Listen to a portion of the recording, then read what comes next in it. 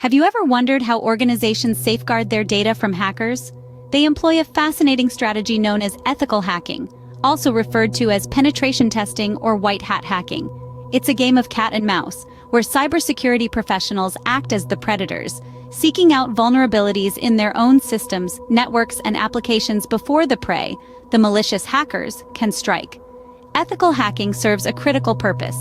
By identifying and addressing potential weaknesses, it fortifies an organization's security posture, effectively keeping the data and digital assets safe.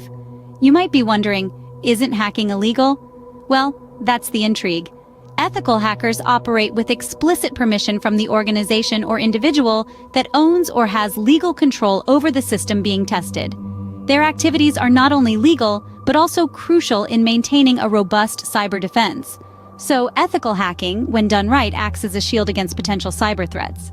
How does ethical hacking work, you ask? Well, let's dive into it. The process of ethical hacking starts with defining the scope. This involves specifying the systems and networks to be tested and the methods for testing. It's like drawing up a game plan before the match begins. Once the plan is in place, ethical hackers use a variety of tools and techniques to mimic the actions of malicious hackers.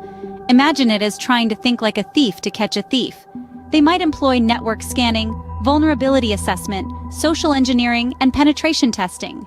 The aim? To unearth any potential vulnerabilities and weaknesses that can be exploited by attackers.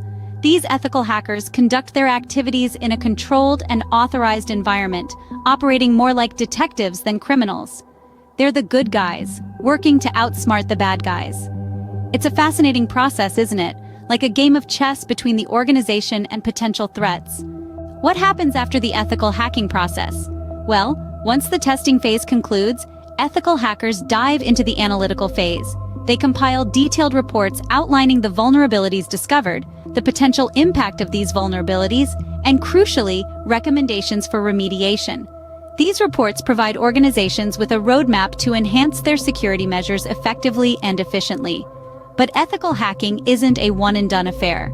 As technology advances and new threats emerge, the need for regular assessments and continuous improvement becomes paramount.